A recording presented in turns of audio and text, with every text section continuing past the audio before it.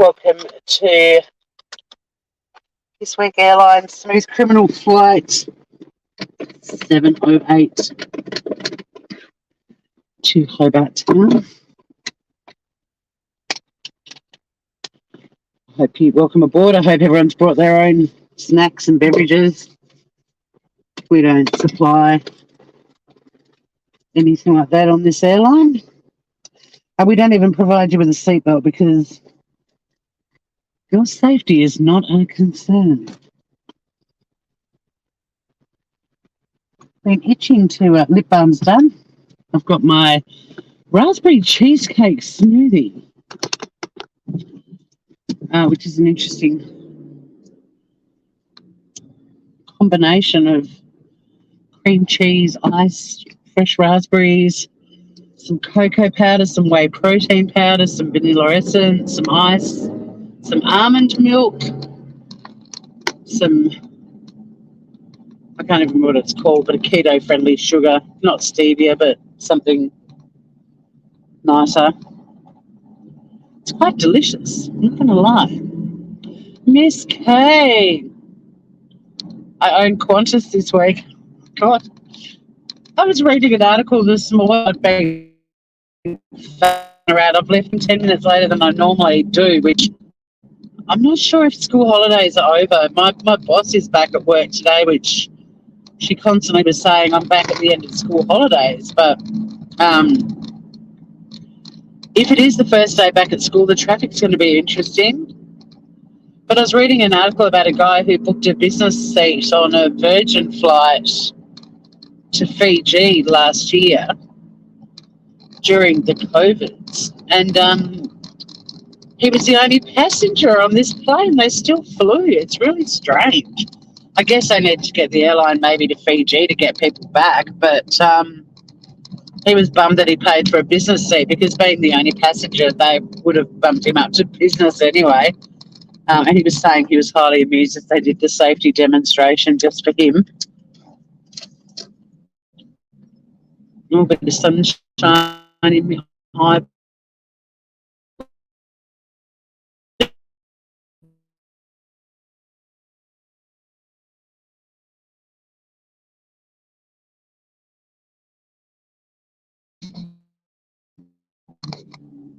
I turned off my Wi-Fi and I turned off my Bluetooth. It is back to school. Uh-oh. Well, I guess I'm about to find out how vile the traffic is, and I'm that little bit later too. Like, even when it's not, like even when it's school holidays, just leaving that 10 minutes earlier makes a difference. But I have been getting to work like nearly an hour earlier than I start, so I don't mind if it's a bit closer to starting time that I arrive in town. But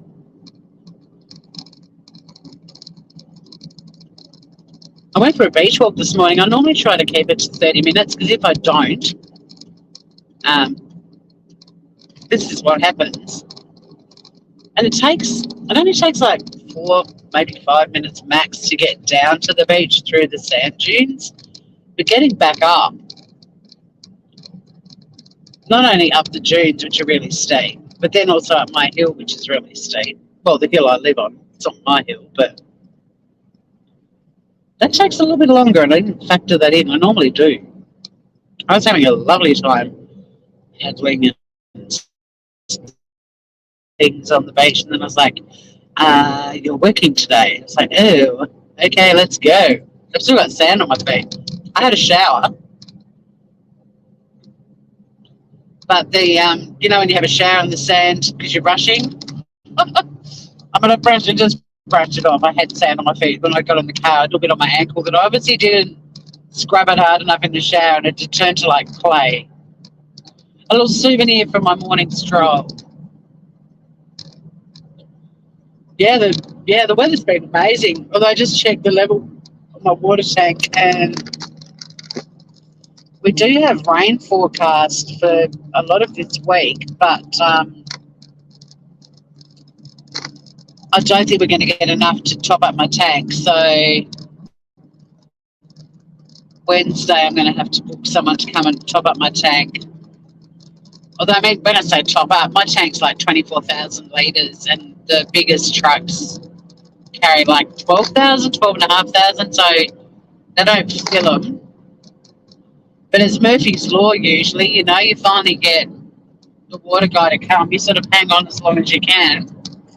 And then out of nowhere, there'll be this downpour that no one had predicted.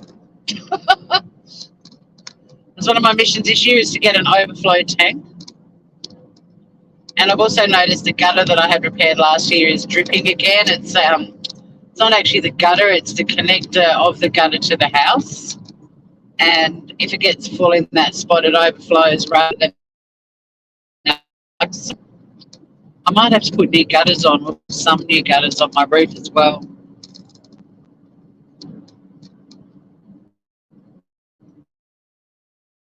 Oh my God, it's not a recliner, but it's a car seat on the side of the road. The house that used to have the recliner that sat on the side of the road for like ever. Who doesn't love a minging car seat on the side of the road? I've been in the market for a car seat, and that one's been sitting out in the weather for a month, so I think I might put that in my car. As if. What's that car like if it's minus the seat? So I had a Sparky in last week and did all my electrical stuff, and as of next, I think it's as of 2015 onwards, every single property has to have a certain smoke alarm standard, and the ones I've got in my house when it was built 8 years ago were the standard, but they won't put them in houses now, so I have to get the Sparkies back to do that. But also on my Clipsal power board, my stove doesn't have an isolated switch, which again wasn't unusual back in the day. But I might have to upgrade my power board too. But I'm happy to do those. I'm all about, maintaining really good high electrical standards in my home. So, and yeah, maybe this gutter issue, I'm going to have to get the guttering lads to come and have a look at it. Exfoliation, it was indeed. Nature's exfoliator, sand. My skin always feels incredible after a swim. Like, it's the effortless style of exfoliating. It's so right, Miss Kate. Just let nature do its job.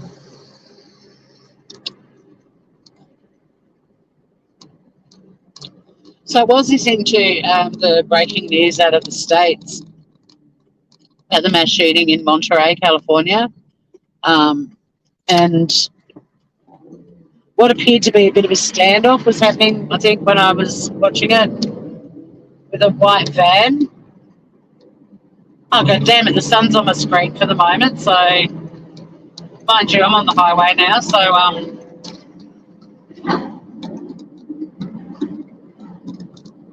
just talk amongst yourself, Miss Kay. Yeah, it's definitely worth getting a Sparky out to do a health check on all your electricals for anything that is out of date or needs upgrading. I think it's I'm pretty sure Sam said it's by 2015. But they're sending me a quote. And I'm a bit of a, prevention's better than cure person, so I'll get them back out sooner rather than later, just get it done. But there's nothing wrong with the ones that I've got installed there. At the time, 8 years ago, they were, the best you could put in your house. But they're moving away from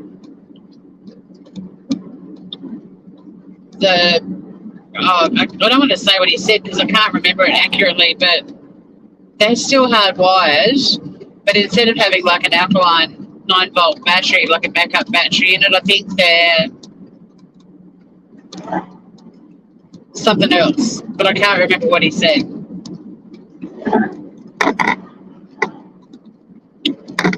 Yeah, the Lunar New Year mass shooting, horrible, hey? Just horrible. And going into like a dance hall, possibly two dance halls if the second one is connected, although I was only listening while I was having a shower, so I don't know how much of it I actually accurately heard, but I did hear a comment that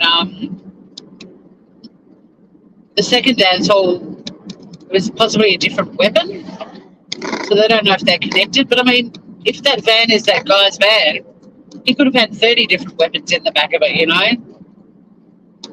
So, well, I've used up that one and all the ammo, time to get out a different one. But any updates on that, if they're coming in, if anyone is following it, it'd be great.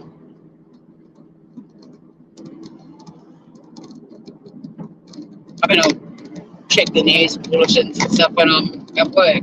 One of the reasons I brought it up, though, is a friend of mine in the States actually messaged me and said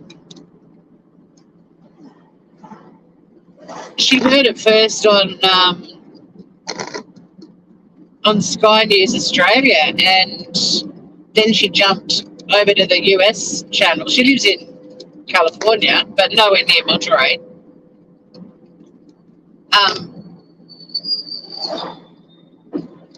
And they weren't covering it. So she went back to Sky News Australia and got the story. Well, she said it was about 20 minutes later that the US networks started to broadcast it. Isn't that weird? Go look at Sky News Australia. Breaking the story from California. And she's a Nightmare TV channel viewer. She watches all of the American ones with all the shit scrolling along the bottom of the screen, and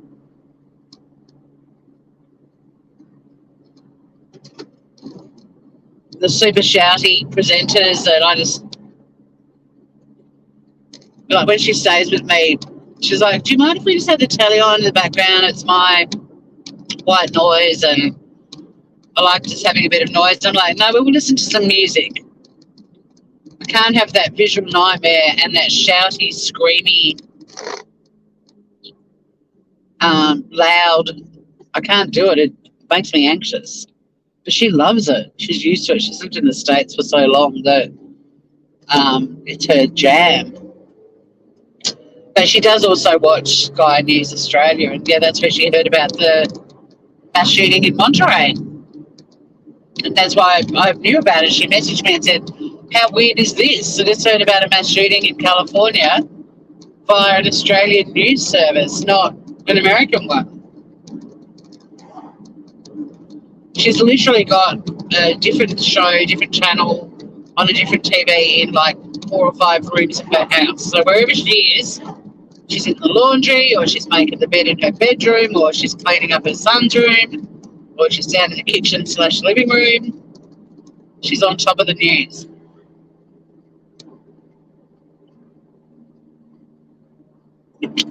Like even when she was home last, I don't know what service it is that her parents have, but she managed to watch, CNN or whatever while she was in Tassie. You woke up to it on Sky. Sky's great. Gosh, they're good. They've really, they really impressed me how they've become, even though you'd probably consider them mainstream in one regard, but allowing, really good editorial opinions, like during the Johnny Depp trial. It was Sky News Australia. It was the only channel in Australia that I found that was actually watching the trial and providing commentary, and all the media here, as you probably remember, Miss Kay, was very pro-Amber. And there was a great journo on Sky who just kept saying, you really need to be watching this trial, clearly this relationship is toxic and dysfunctional, but can we just drop the only victims are women thing? And as you know, I'm fully into advocating against domestic or family violence, as we call it in Australia now.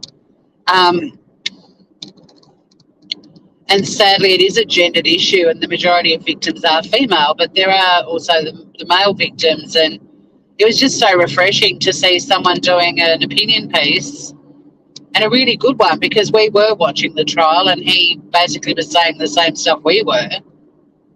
And it was refreshing because there were so many very outspoken female journalists in Australia that just, they could not have been actually watching the trial. They just ran with the Amber Heard is a victim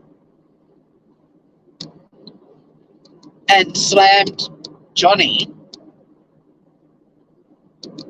without actually, I think, watching any of the trial. They just ran with that. And don't get me wrong, I mean, there's the family violence statistics in Australia are absolutely horrific, and we lose a lot of women in Australia every year from it. But we lose men too, and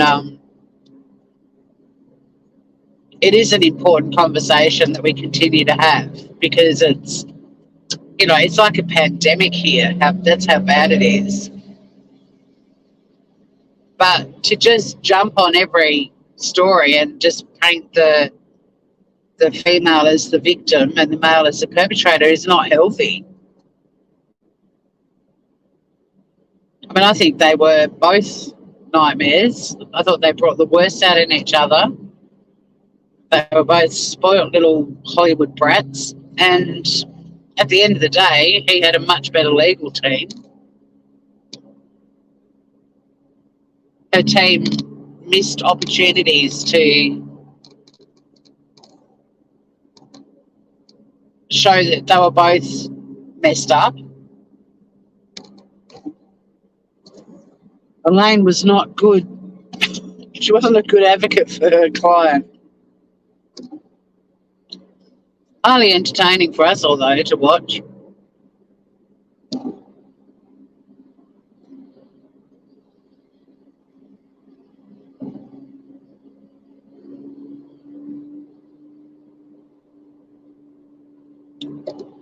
I just slowed down because this guy was getting a bit close to my rear end.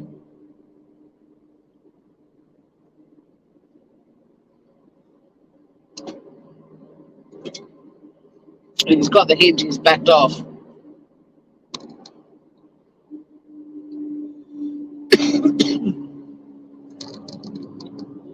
A lot of journalists connected to Kathy Lesh. That's actually something I've got to do this year,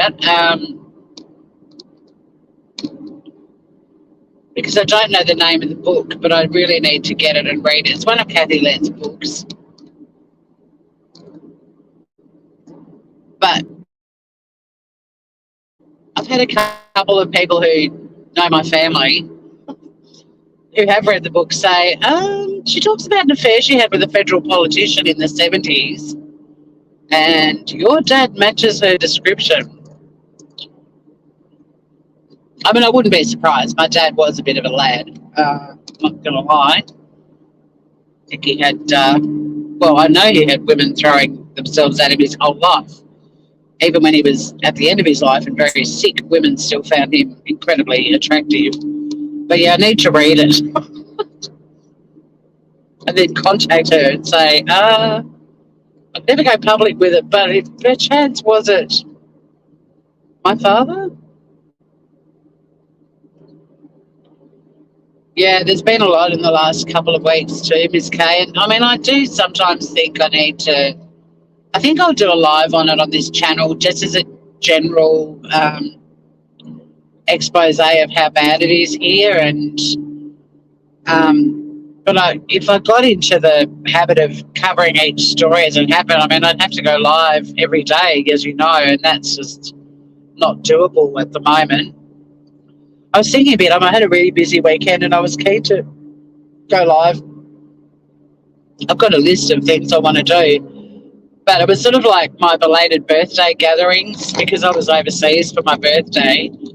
I had some beautiful people organising lunches and little gatherings and stuff and catch-ups, and I ended up without a lot of time to do much other than, and I worked on Friday, so I didn't end up with a lot of time for YouTube, but really no time. But you really do with YouTube. You really do. If you get momentum, you've just got to be going live all the time. I did start making a little video, but it's taking a lot longer than I thought.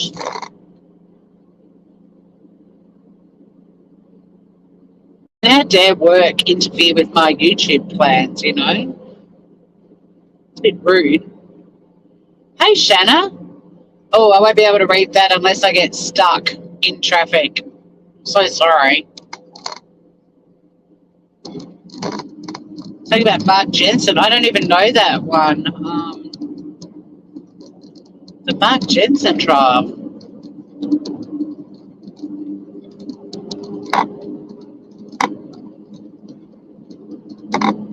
I'm hopefully, by the looks of it at the moment, I'm getting a pretty good run. Hopefully there'll be a good amount of time for car park chat, and Mark Jensen. Now I've got the Jetsons theme song in my head. Is he the one? I did do a little bounce around of trials that are happening at the moment. Is he the Idaho Family Murders guy?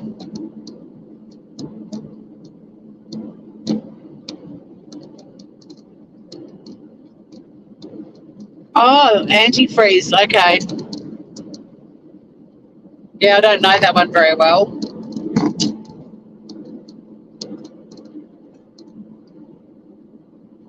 It's not a. I mean, I did have a bit of a listen into the Alex Murdoch one, which is interesting because I don't ever want to get into victim blaming on this channel where victims matter. But when they played the 911 call when the housekeeper fell over, and it's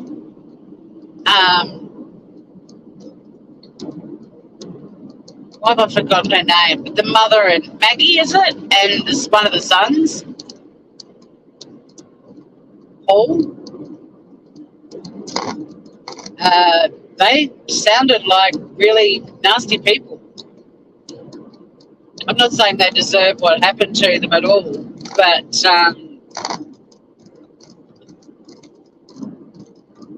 it's a very I wouldn't say scary, but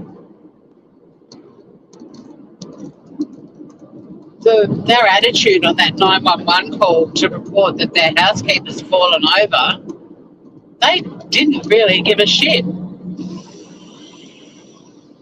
Here's the angry tailgating dude. He's not having a good day. People aren't letting him tailgate. He's pissed off. Tailgate and speed. Hey, Scout. The channel you referred me to, they went live, but I wasn't able to participate. But thank you for that. I've subscribed to them. But it was weird. I'd just been reading your messages, and then I was listening to the news on Sky Australia about the mass shooting in Monterey, and then while I was packing up and getting my smoothie made and everything else, I was listening to the channel you recommended. But yeah, I was listening to them, and what I needed to do to participate was a bit too much. I couldn't really do it this morning, and it was sort of pointless because I had to hit the road. So, but I'm sure that it's definitely a better one than other ones I've been in. So thanks for that. But I also had a friend message me this morning, Scout, who said they'd just learnt about the Monterey shootings in California on Sky News Australia, and they jumped around all the other US channels. They live in California. And she said it was like 20 minutes later before the US channels were covering it. Go Sky News Australia.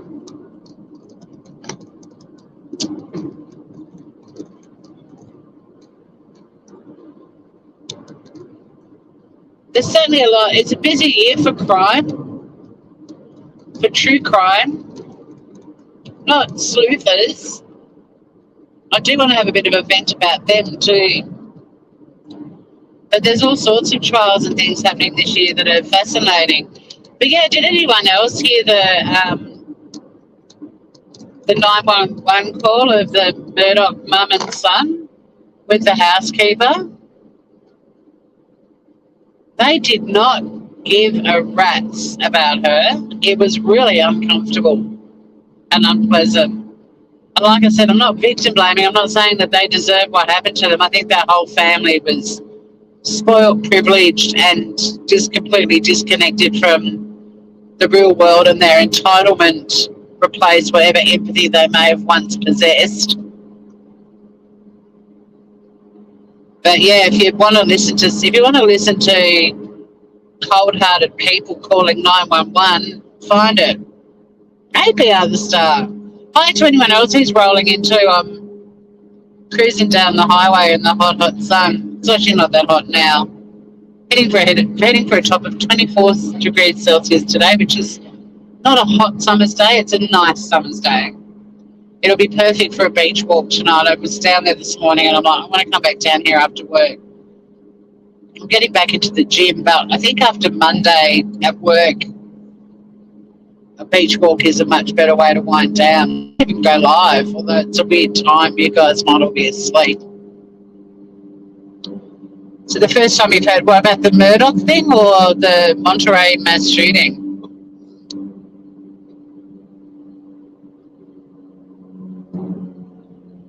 Watch all the gun control idiots fire up over this.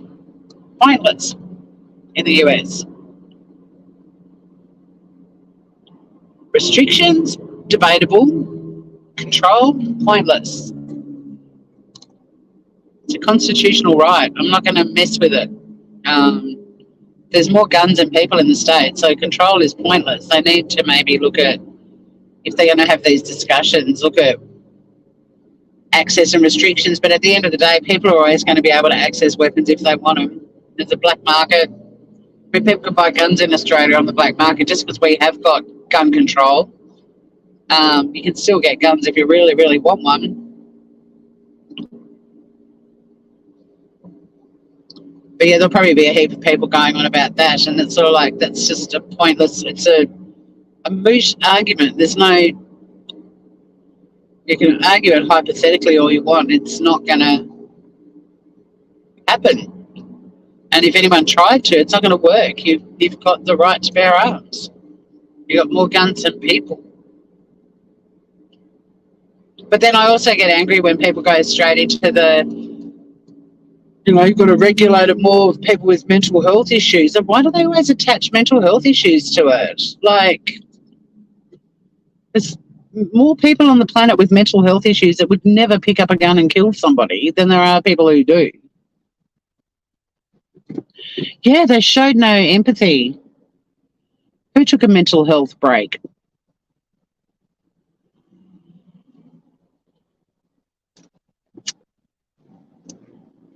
I mean, good work. I thoroughly recommend YouTube Mental Health Break, especially with the way it's going. My goodness. It's such a... I mean, it's weird. It's actually energising me. It's getting is actually firing me up.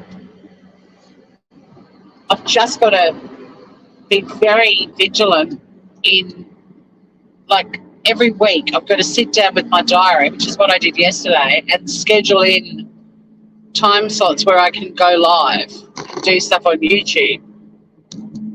I think now that I'm back from overseas, my birthday celebrations are done. Oh, Shanna, your birthday is like soon? Is it today in Australia?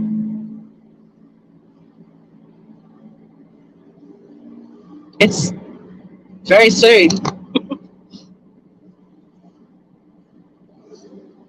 I'll have to check my Facebook birthday list. You took the break, Scout. Good girl. I think it's important, when you know that it's affecting you, you just go, right, regroup, bit of self-care, bit of mindfulness, just hanging out with my floofs. I mean, we all do it. I've done it. But now, weirdly, this sort of sleuthing community that are just growing like a pops. And that's what the subject of this live was going to be about, because I've realised this crazy train, there's no brakes on that train. There's no one on that train who wants to apply the brakes if there were brakes. So I don't know how to stop it. I'm still very much believing that even one person, if there's just one person that goes, like stumbles into our community and goes, oh, okay, yeah, you're right. I need to be a bit more of a critical thinker. I need to think outside the box a bit more. It'd be a really positive thing. Just one person will be worth it, as far as I'm concerned.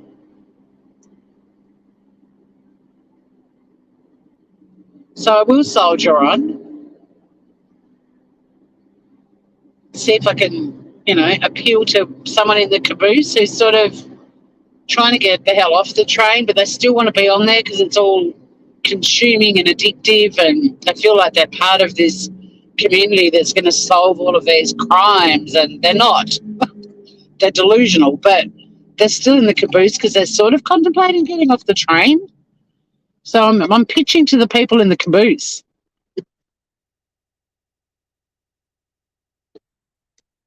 Can we make an appointment with Miss Tory? For what, Groover?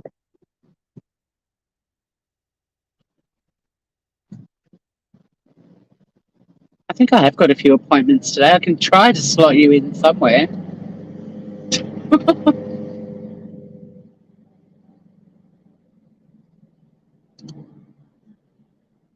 Gosh, I had lovely clients last week. For my first week back, I was just expressing absolute gratitude at the end of every phone call. I was like, thank you so much for making my return to work week a pleasant one, because it can be, it's like anything in life, there's patterns. You can have a week of amazing, lovely clients, and then you can have a week of angry, argumentative, don't want to take your advice clients. Then you can have a week of clients that are really struggling, and that's heavy. But obviously, we want to help them, but it does take its toll on us. So, yeah, I had a beautiful week of really good people.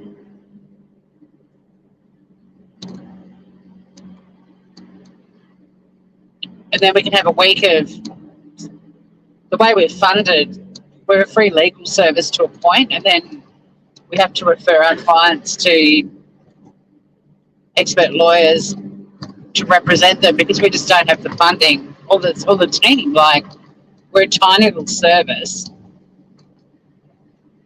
and we just don't have the team to be able to send 2 or 3 of us down to the tribunal to run hearings when we've got clients that we need to help. So we refer them to lawyers who are experts, and because the lawyers give solid legal advice that they don't want to hear and they don't like it, they call us back and abuse the crap out of us for referring them to them.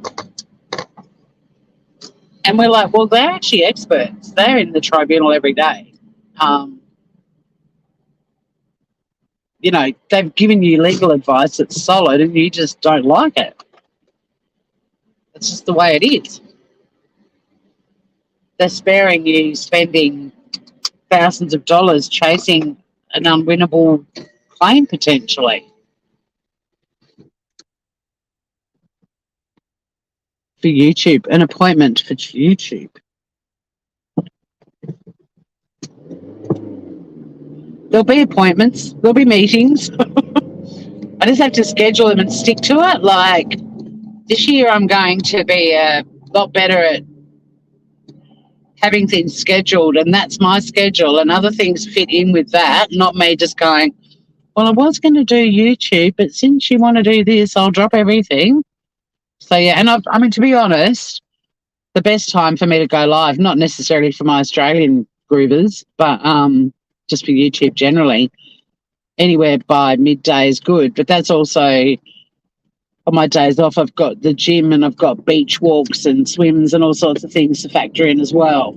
But the reality is I've been a bit resistant to going live when it's a beautiful day outside. I'm like, you should be outside enjoying this beautiful weather, but it'll be winter soon enough.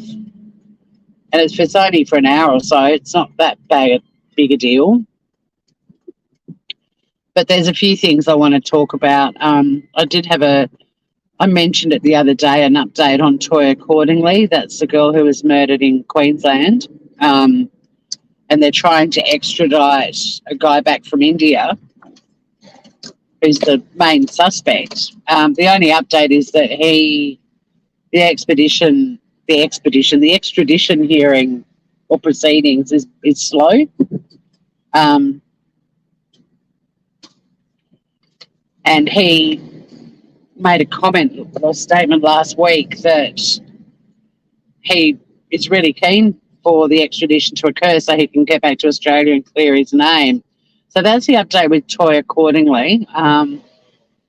Also, the Queensland shootings, the daughter of two of the perpetrators has spoken out about it. And I'd really like to do an update with that, like her theory on why they did it, even though she's terribly confused.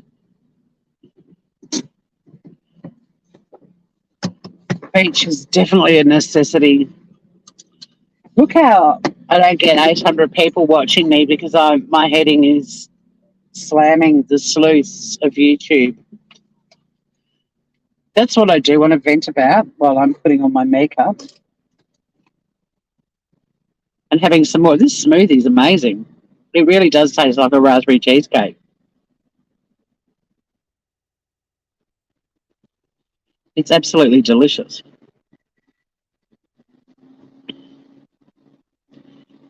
We do grow amazing raspberries in Tassie.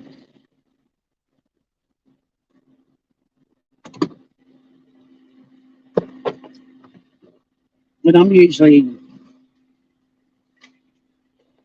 very big on the blueberry smoothies. Like I could have a blueberry smoothie every day. But the raspberry cheesecake is delicious.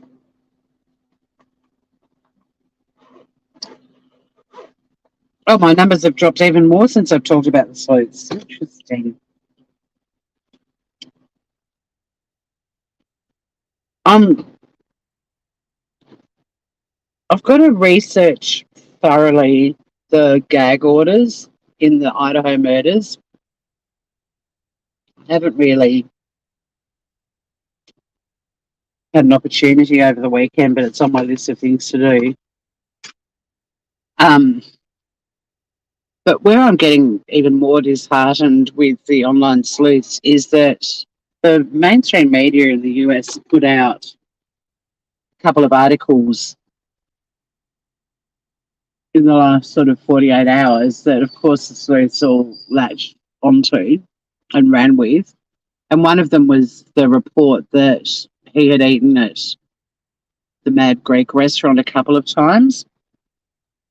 Once again, put out in mainstream media, very vague, no sources actually quoted, just put out there as being fact. And all the sleuths have jumped onto it and run with it.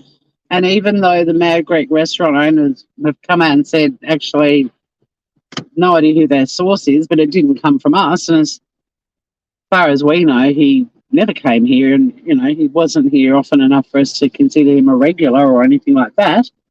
The sleuths have just ignored that. They go to the source, see what the source has to say, and the source is like, nah, I don't think so.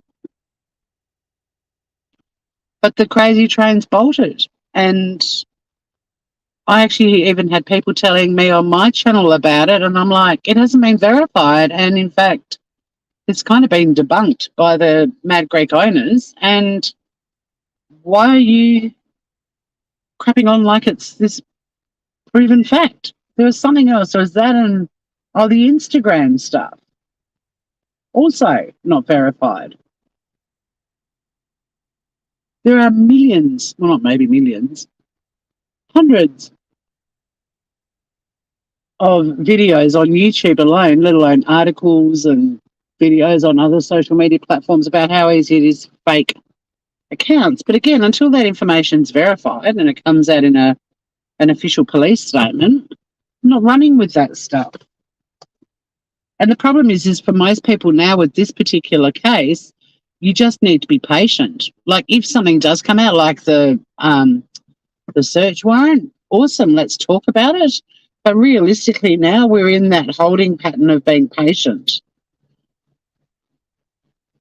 But they're latching onto this stuff and people are just going to keep putting bullshit out and feeding the sleuths.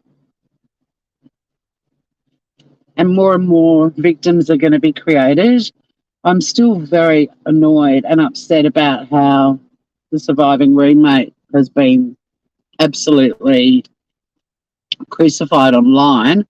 I'm so sick of people saying she could have saved some lives if she'd called 911 and she should have called 911. And I will be doing a live on why, if you put yourself in her shoes, when she called 911, if it was her, is the appropriate time. And there was absolutely no reason for her to before then. But, you know, all the sleuths with their confirmation bias, because they know that her three roommates and Ethan had been murdered, they're not factoring in she did not have a clue about what had been going on in that house at all. And people keep going, oh, why did it take her 8 hours? It's not like she stumbled across 4 murder victims and waited for 8 hours to call the cops. She slept. That's why it took 8 friggin' hours. And when she couldn't get them up and moving or whatever, or getting any response from them, and she called her buddies and they probably couldn't get into the rooms, they're like, shit, we better call the cops. Something's not right here. That's when calling 911 was logical. And it really angers me, but I do want to read the gag order over and over and over again before I go live about it to make sure that everything I do and say on that live is correct or is the right procedure.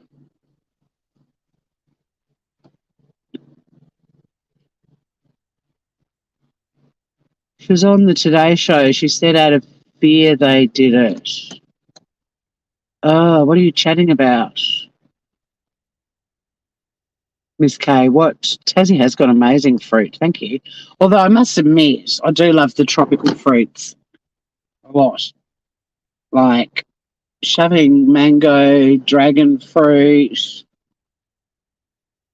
pawpaw, papaya, not durian. It's really funny in Singapore. There's you can't take durian on public transport. Stinky fruit. It's in my Sign of the Times video. I'm not Better Call Tour. I'm Tasmania Calling the Sign of the Times, all the different signs and penalties and stuff, and one of them is no durians. Pineapple, coconut, I love all the tropical fruit. But Tassie does do the good winter fruits, I guess. We're going to put them into different categories, like the berries, the blueberries, raspberries, blackberries, boysenberries, strawberries. Like our cherries at Christmas time are incredible.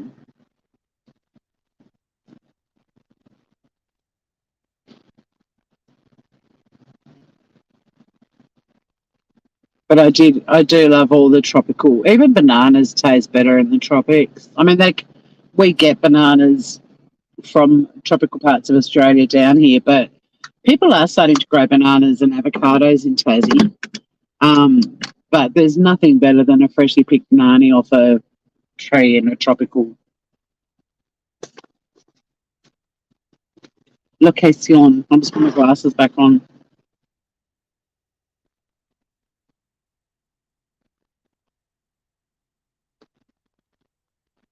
That link is good. He does funny stuff, but quick wrap up. I just still don't know who you're talking about. Let me go back up. Hey, Anne-Marie. I think Anne-Marie came and went. Sounds like you had a perfect break, Scout. Good girl. Miss K, you're talking about all sorts of people. Oh, the daughter. Okay, yeah. Out of fear. Yeah, I think the article I read this morning didn't use the word fear. It was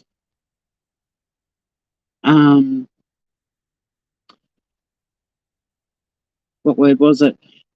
A word that basically means they were questioning the futility of their lives and the point of still being around.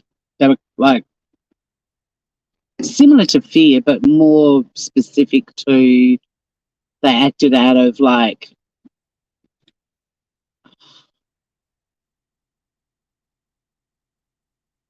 this word keeps coming in and out of my brain.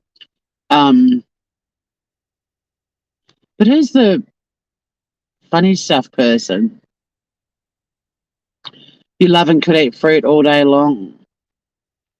You have a problem, be able to start? We all do. Welcome. You belong. Yeah, what's the word?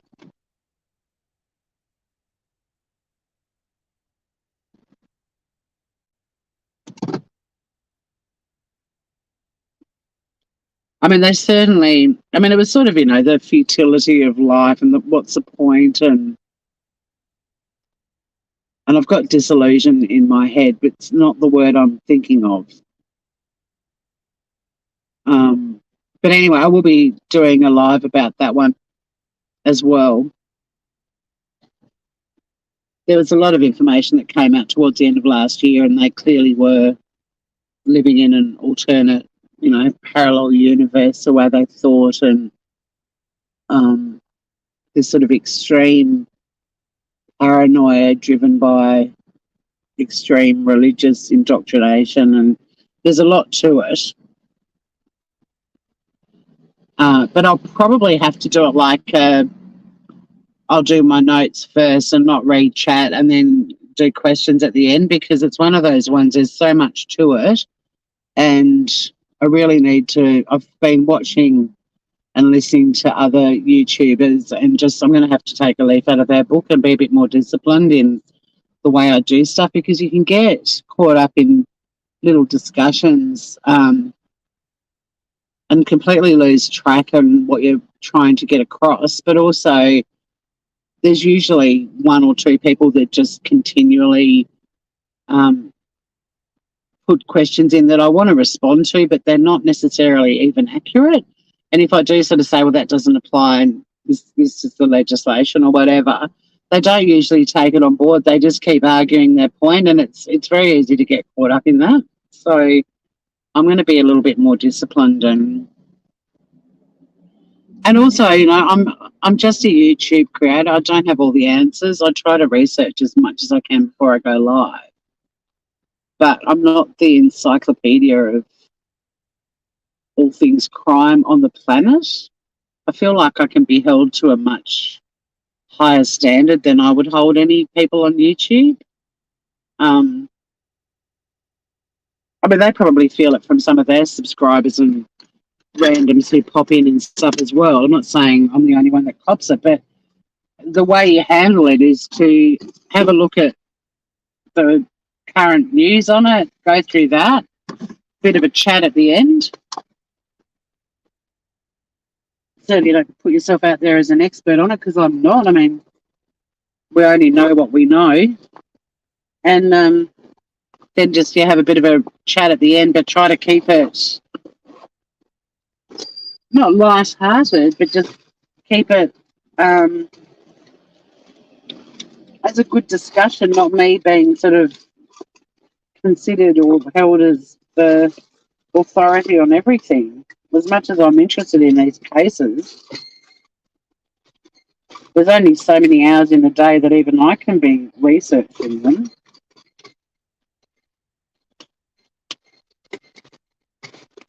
What am I rummaging for now? And see, this is how I get distracted, because I don't even know if I finished the sentence just then. But Yeah, so a bit more discipline in how I format my lives and giving everyone a chance to discuss stuff, not sort of getting hung up on one person who just for some reason wants to be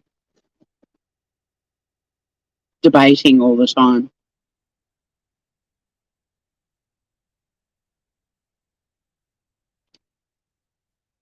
Because even if I do take the time to write a response to a comment or respond while it's live, there are just some people on YouTube that I think it's not just YouTube, it's just human beings generally and social media generally. It's like everything has to be argued, and it just doesn't in my world.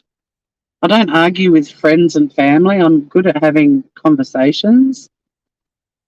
Um, I don't come to YouTube to put myself out there as a potential person to argue with, or at least that's not the vibe I'm planning on putting out there.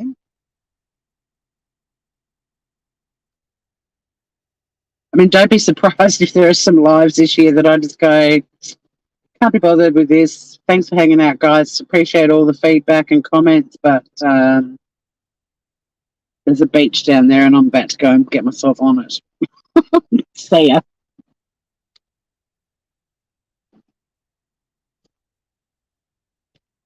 I love weird fruit too. They say like dragon fruit, mangosteen. The link above. Hmm?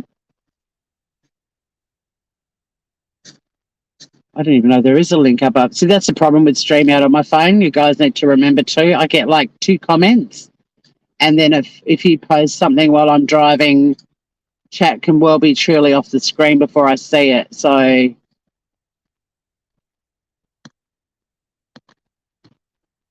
yeah, I mean, you guys for the most part are amazing,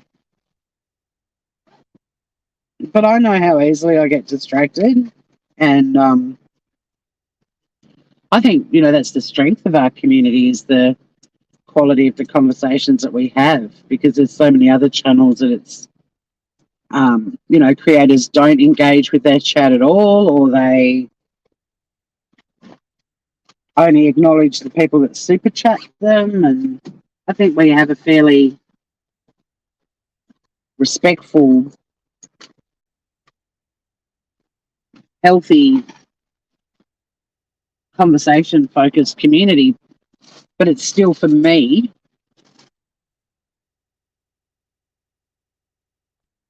Like even these drive lives, I'd like going live because it's an opportunity to go live, even though they're not ideal circumstances and so on. But I am driving my car. People are commenting on things that I might have not thought about commenting on, or things I haven't researched yet. And, there's an awful lot going on with creators. And I think that a lot of users of YouTube, you see it in other chats and stuff, they have such high standards of creators. And it's kind of like, well, you go live and see what it's like to be finding articles, sharing them, discussing them, engaging with your chat, making sure you've got moderators in there, whether you need, not me, I've never had to, but, whether chat needs to be slowed down. There's so much going on. And then you've got people in the chat going, I can't hear you, or the audio is terrible. And the audio is actually fine. It's that person in chat who's got the issue. Like they haven't got their volume up, or they're not, I don't know, they haven't checked their own technology first. They're straight in having a go. Like I'll be listening to a creator who sounds fabulous with great audio, and they're like, what do you mean you can't hear me? Like everything's showing up that it's working. And the people in chat don't even think to check their own ineptitude first. I mean, sometimes it is something happening at the creator's end, but then you've got 100 people all going, you're buffering, you're muffled, or like you only need 1 or 2 people to say it. If you're watching your chat, you don't need everyone telling you, It's a really weird format. I mean, but it's also brilliant. I don't always have the answers, Miss Kay.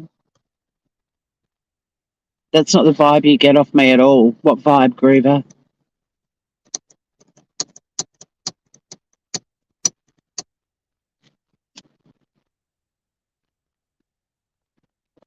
But yeah, I feel like doing an intro to my videos. It's sort of like, this is a discussion channel where we can all look at things and talk about it. if you're after expert opinions, this isn't the place. This is YouTube. It's entertainment with hopefully a bit of information and knowledge, but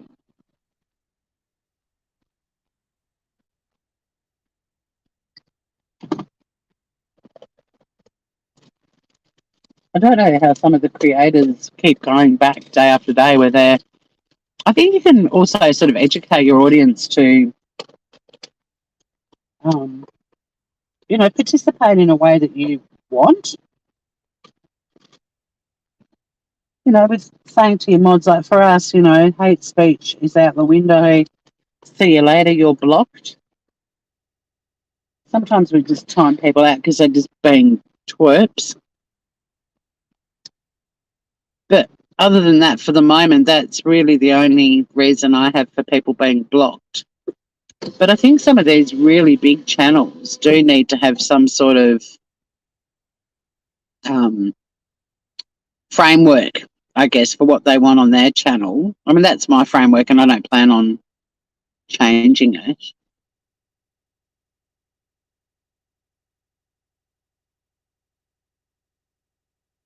Yeah, the chat hijackers, that's a great expression.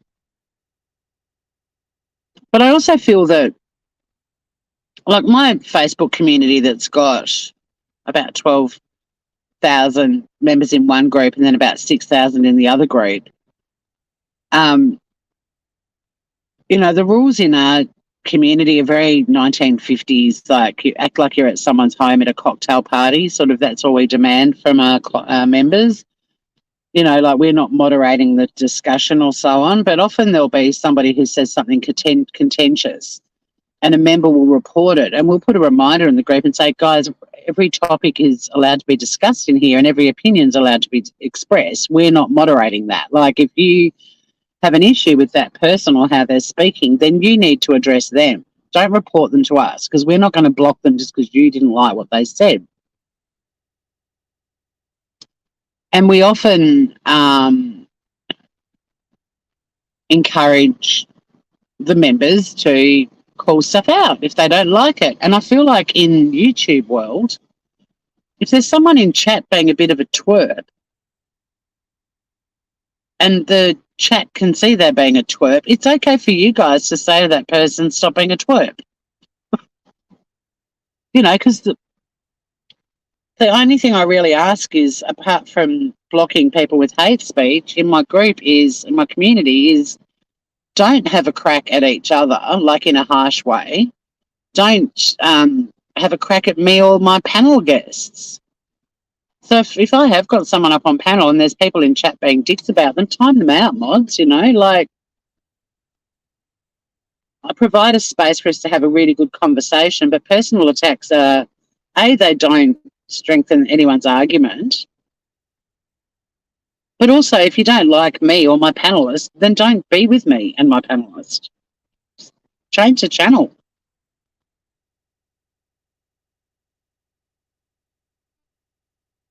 And stop hijacking the chat, because there's always one or two, not so much with us. Like I think we've got such a great community. I mean, all two of you mean the world to me.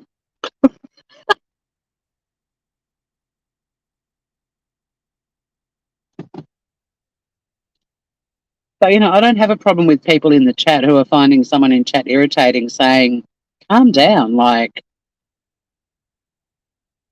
go and do some of your own research. Or you go live on your channel if you can do better, that sort of stuff. I don't mind if people do that, say that. We all see them. We know they're there.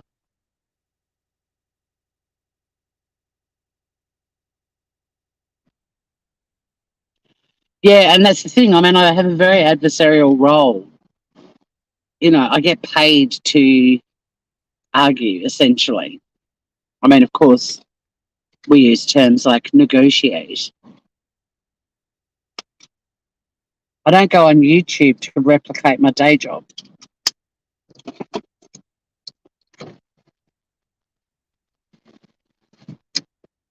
It's my escape too, I really enjoy this platform and I think there's some really fantastic creators floating around. I also think that there's a lot of big creators that are falling into the sleuthing style now, which is so disappointing.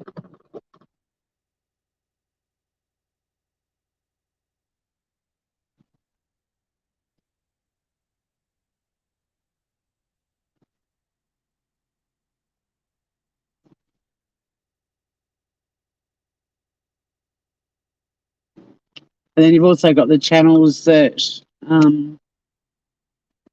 just feeding the sleuths, always have and always will. And that's where the majority of the YouTube consumers seem to be hanging out. That's the crap they want. But I'm not in competition with any of them. I'll keep calling, pardon me, I'll call it out, but ultimately that's not the audience I want anyway. Like, they can stay there. They can make those creators a lot of money, and at some point they'll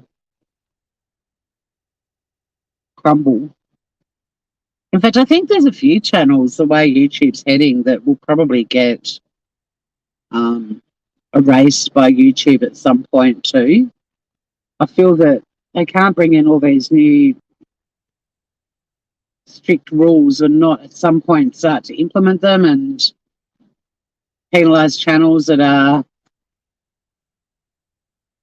being irresponsible. I mean, I'd like to think that, but then on the other hand, you've got somebody like Joseph Morris who faked evidence and used his platform to swindle his subscribers with it, and he's still there. You've got other creators who've been banned from YouTube who are still able to go live on YouTube on a new channel. So I don't know. I don't know which way that cookie is going to crumble. I'm optimistic that YouTube's going to start to take a more proactive caretaker role on their platform. If they're trying to make it all family friendly and so on, they really need to be scrutinising channels a bit more closely. And, you know, there's channels that are creating an exponential number of victims from one story. I mean, just look at Idaho 4, how many additional victims those sleuthing channels have created. Like, there's got to be accountability at some point. It's unbelievably tricky to succeed in like a defamation case, and I sort of feel like the legislation's going to have to move with the times, and some new charges are going to have to be created for this sort of online harassment, where there's a potential for victims to actually succeed in these suits, because at the moment they have limited opportunities, and defamation is actually incredibly hard to prove because you've got to prove financial loss. And damage, you can say it's damaged my reputation, but if you're still working where you're employed, and other universities, for example, with that TikTok suit with the professor, if other universities said, we'd be taking you on the merits of your career, we wouldn't even care about what some dickhead on TikTok has said about you. You know, how do you actually quantify that potential damage to their reputation? I mean, with that particular one, the only financial cost that she's incurred so far was having to put in a much better security system. And that does equate to financial loss, and that might be enough to get it over the line. Certainly that's what I'd be pushing as her lawyer. But even so, they're very difficult cases to prove, and they're expensive to run as well, knowing that you ultimately may not be compensated adequately. And then, you know, whatever her security system cost to put in is probably already much cheaper than her legal fees. So then you've got to weigh that up too, you know. Is it worth throwing money at something when you're likely to spend more money than you're likely to be compensated?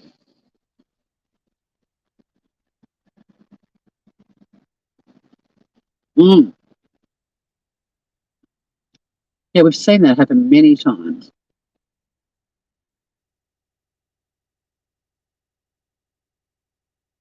But I have been listening to some channels. I keep finding all these little channels, crime channels I didn't know existed.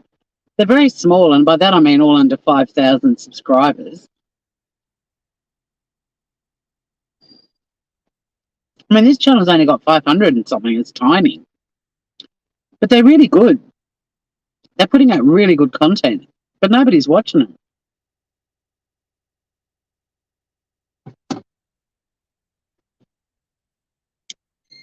They're all clamoring to the, you know, and I mean, look how quickly things shift. You know, during Kylie Rodney, who was getting an insane number of views and making a lot of money? Zavgirl. I mean, I'm not subscribed to her, but is she still drawing the same sort of crowd? Is she covering Idaho 4? I don't even know. I'd forgotten about her, actually. They all sort of come and go. There's a lot of true crime channels that have disappeared as well. Like, some of them have been taken down, but other ones I think have just gone, this is not the right platform for me, or my message isn't appealing to this particular audience. I need to go to a different platform where people want to have intelligent conversations and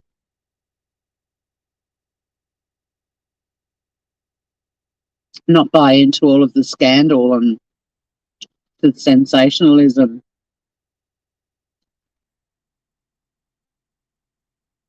And, you know, I mean, how long do I flog a dead horse too? Like, how long do I call this stuff out when people will still, something comes out and they just grab onto it as fact?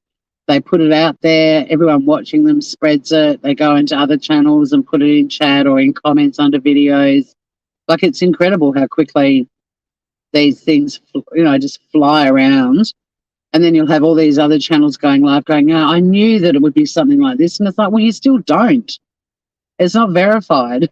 You run with something that was put out in. I want to do a look at some of the mainstream channels in the US just to show how irresponsible their reporting has become as well.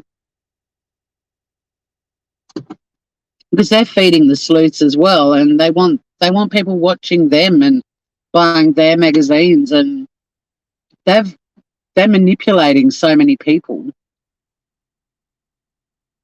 Yeah, I like the little ones too. The little ones too, a lot of them are people that have expertise in certain areas that, I mean, I'm not saying, you know, my legal expertise is that big a draw card, but there are some little channels where people actually have really good expertise and skills and training. So what they're saying is actually based on knowledge as well. And people don't like that. It's such a quandary. It's like they come to YouTube for information, but they don't want verified, legitimate, qualified information. They want tabloid information. And then they'll spread it. And there's some highly intelligent people that keep falling for it too. Such a strategic platform in a way.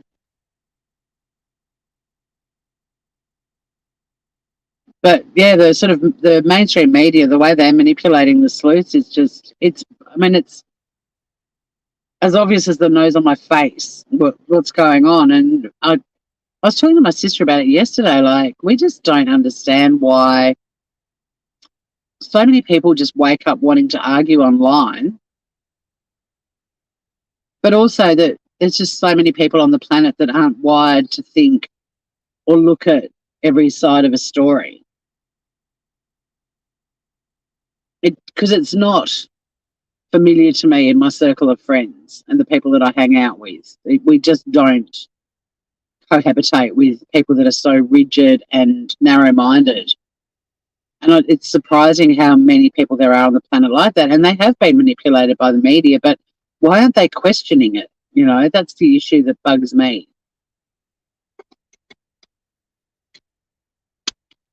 They just take it as gospel. And then you've got people calling them out saying, guys, just have a look at another way to look at this thing. And nobody wants to hear it. Like, why are people so disinterested in their own evolution?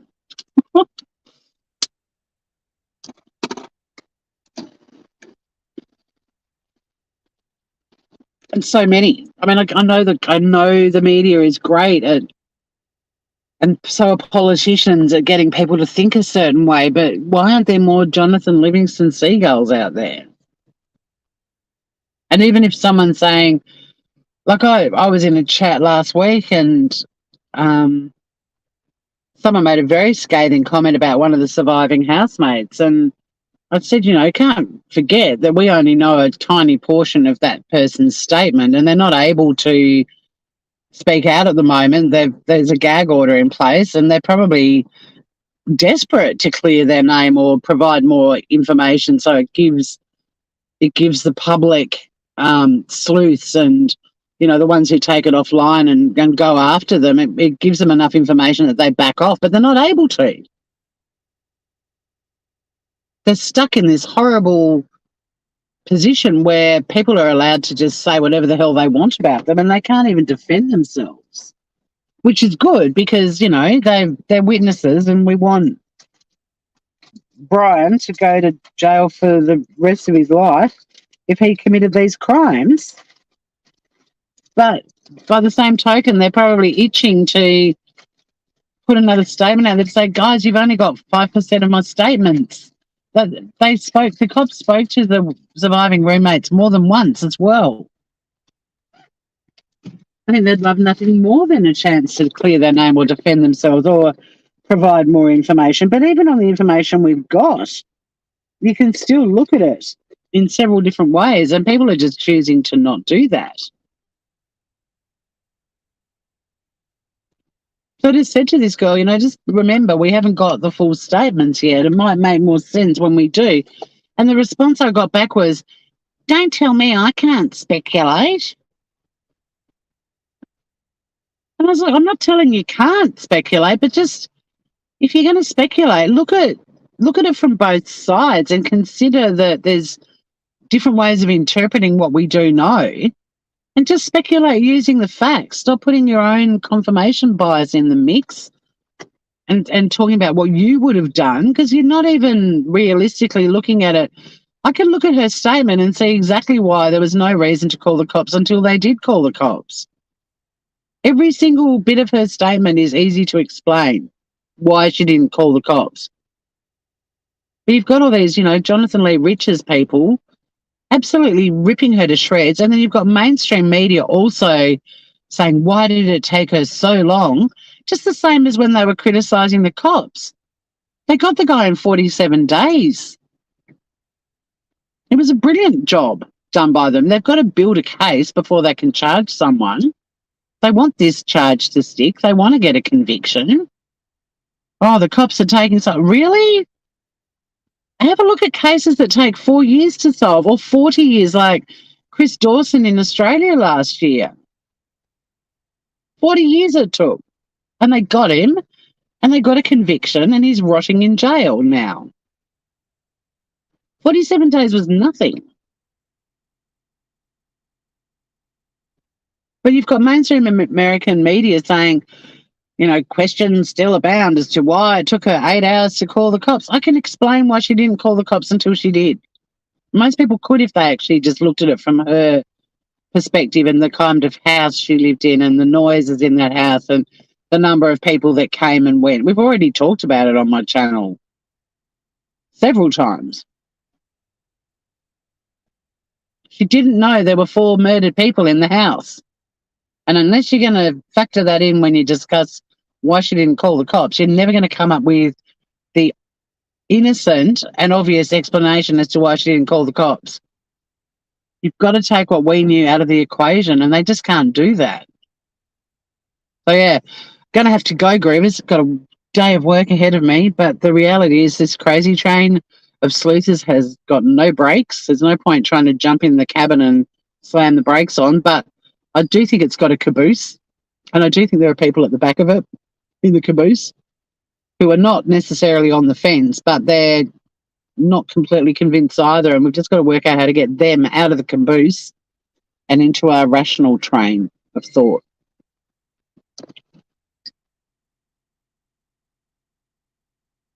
And like I keep saying, even if it's just one of them, it's worth it. And on that note, I'm in fighting mood today, clearly. I'm off to have a fabulous day at work. I hope everyone has a great week.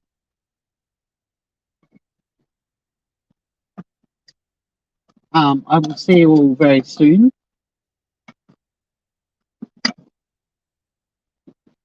Call a friend you haven't chatted to for a long time. Thanks for hanging out with me, you two. And for all the other people that popped in briefly as well, appreciate it. And I'll see you all again very soon. They don't know what reasonable means either. And isn't that sad? But we learnt that with COVID, the way people reacted to COVID. Some human beings just don't know how to just simply be reasonable. But yeah, until next time, everyone, don't get struck by a smooth criminal. See you all very soon.